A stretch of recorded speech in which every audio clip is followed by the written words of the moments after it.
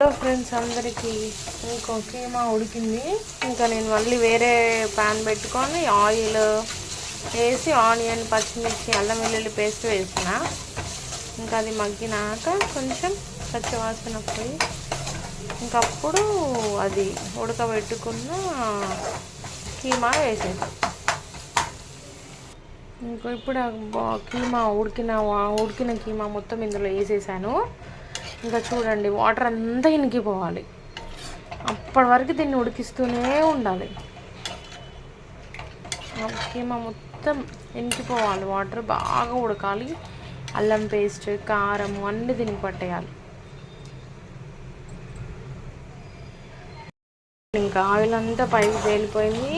ఇంకా ప్యాన్ నుంచి సపరేట్ అవుతుందా. ఇప్పుడు ఇంకా రెడీ అయినట్టు. ఇప్పుడు ఇంకా స్టవ్ ఆఫ్ చేసుకుంటే ఇంకా మసాలా ఏమైనా, ఎందుకంటే ఇందులో ఆల్రెడీ బిర్యానీ ఆకు